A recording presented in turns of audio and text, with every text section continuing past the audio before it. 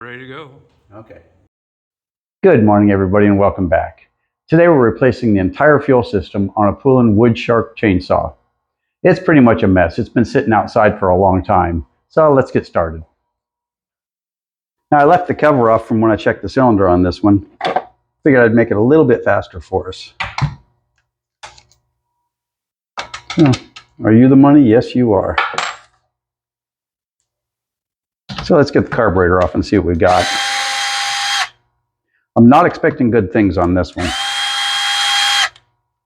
Just looking at the condition of it, well, you'll see what I mean in just a minute. Up, one more. I always forget this one for some reason. It's black, and the other ones are nice and shiny. But whenever you get the dual throat carburetor, it's always got that second screw. Okay, here's our wonderful carburetor. Yep, that's a mess. Let's see if she's a little stuck or a lot stuck. So now the trick on this, hit the accelerator, and your linkage pops right off.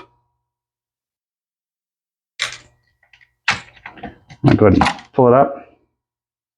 Yep. Wow. Fuel line just broke right there.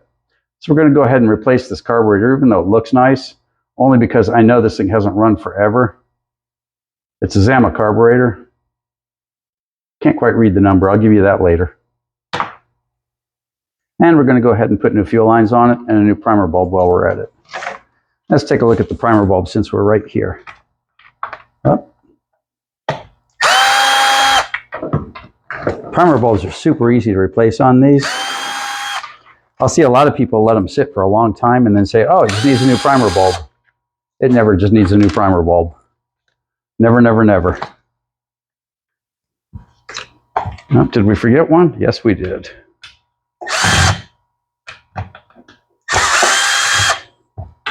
There we go. Didn't get that out of the way. And there's a primer bulb right there. You can just wedge a screwdriver in there and it'll pop right out. And it'll continue down the street. So there you go. Let's rustle up some fuel lines and rustle up a carburetor, and we'll get this thing back together. Okay, now we're going to do the fuel lines. Now in this you can see we've got a hole here and then a hole way back here. The primer's on this side, so we use this for the return, just so we don't have wires running all over creation when we're done. So we're going to do the same thing we normally do. We run it through the hole. We put a good taper on this. This is smaller than a weed eater line, so you have to be a little bit pickier. And we'll pull it back through.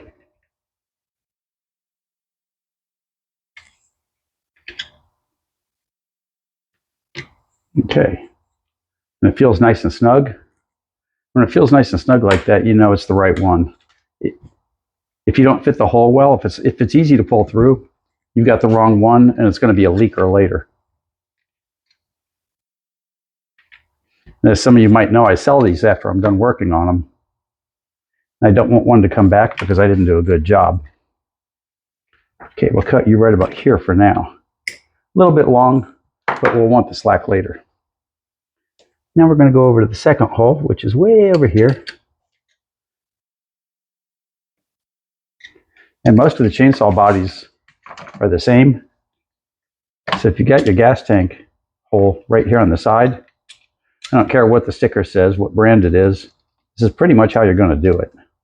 You can see it took a long time to get that one through, and it used up most of my tool. But there we go. Okay, let's get to work on the incoming fuel line.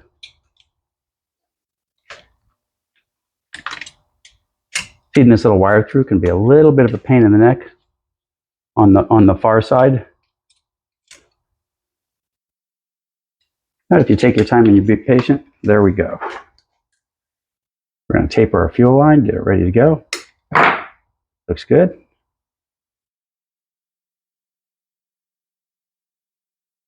Remember, when you pull this through the plastic case, that you've got this little hook on the inside of the curve.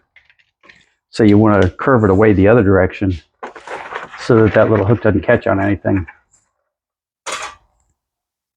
Let's grab a filter and put it on the other end.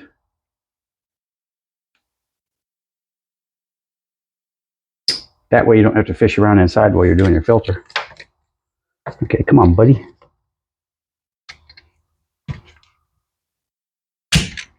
Oh, darn it. See if we can't grab it.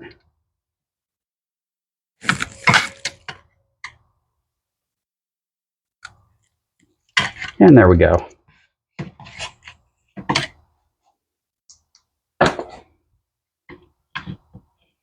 You see people tell me that they've got this amazing way to do fuel lines all the time. And I tell them if they're not using that little tool, they're doing it the hard way. Arrgh. Now we're going to make sure that this lays on this side of the tank in the corner here somewhere, one way or the other. So we're going to start out pushing it in this way. And I'm going to peek inside real quick to see where she sits.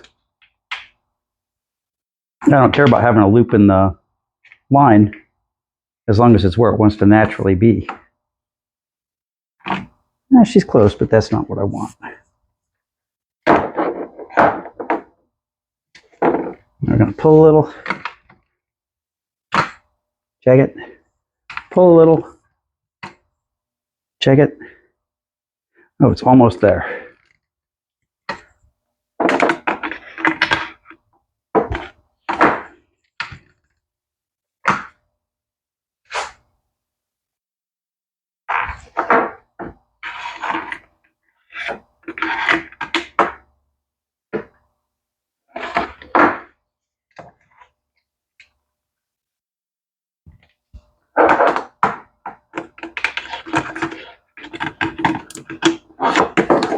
A little bit more.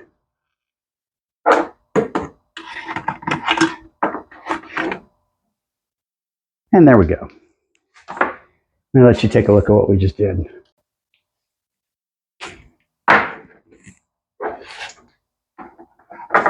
So you see she's laying pretty deep in the tank and flat.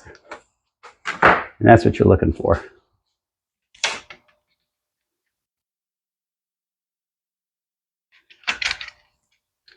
So let's go ahead and get our carburetor on now. And we're going to leave these lines just laying like they are until our carburetor's in place. Now when you order these, you'll find these throated carburetors. There's an almost identical carburetor, but it has a little wire that runs from here to here that pushes a lever here. And then you've got this one, which operates this when you accelerate, which opens the second throttle body. Make sure you use the right one, because if you get the one with the wire on one of these, the end of the wire will hit this. And it won't work. And I'm sure if you watch enough videos of people working on stuff, you've probably seen somebody do exactly that. Okay, now that we've got all that out of the way, now for the fun part. We're going to put the linkage on first. We've got our gasket on. We're going to slide our carburetor on. Push that on. And now for the fun part, getting the linkage back on. Just that easy. We've got our choke right here. And that all works good. Very nice. You'll notice that when I hit the choke, and you let it go back, it doesn't open it all the way. You have to push the lever in for that. That way it keeps the idle up just a little bit when you're warming up.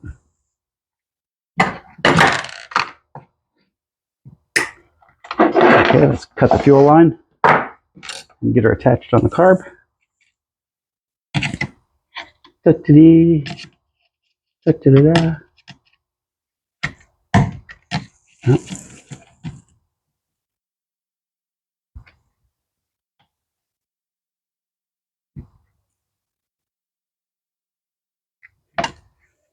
Okay, and that's why we put the fuel filter on that side, because it keeps everything nice and neat. Now we're going to put our new primer bulb on. And the way out goes down to the tank, because it sucks fuel through the carburetor, and pushes it back into the tank. And that's the reason you can sit and prime it all day long and not flood it. Having the choke on reduces the airflow and increases the fuel flow. You can flood it easy that way. With this, not so much. Okay. That's the frontal line over from the carburetor to the primer. Very nice. Very nice, very nice. Keep the lines approximately the same length. And I could make these shorter, but primers only last a couple, 3 years. I want to be nice to the next guy who might work on this a couple, 3 years from now and put a new primer bulb in it. Give him a little slack. And as you can see, if you look down into it, a little slack isn't much. Okay, and that's it. We've got a functioning chainsaw, believe it or not. And I say that having not started it or made any attempt, but I'm 100% sure when we get this together, we're going to have a functioning chainsaw. Okay, I had to let this sit until the next morning because I realized it was getting a little too late at night for me to be firing up a chainsaw in my neighborhood.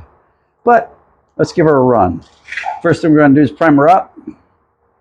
And it says primer on it, but my dear buddy Bill Clement reminded me it's technically a purge bulb because it pulls fuel from the tank into the carburetor.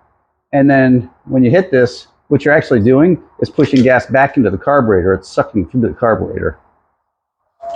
And yeah, it says primer on it, but it is technically a purge bulb. So you can hit this as much as you want, and you're not going to hurt anything. On a gas-powered engine, I'm sorry, a 4-stroke engine, if you were to prime too much, you could flood the motor. With a chainsaw or a weed eater or any other little 2-stroke motor, you don't have to worry about that. You can prime it just as much as your little heart desires. So let's give her a run. Whoa. Okay, I heard a little bit of a kick there. And we don't need the air filter for this test. We're not cutting trees down today.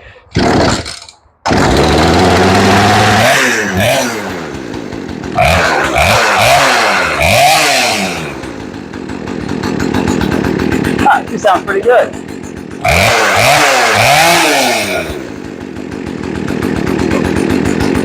Idle's nice and low. And she revs nice and easy. So all she really needs was carburetors and this fuel lines and filters.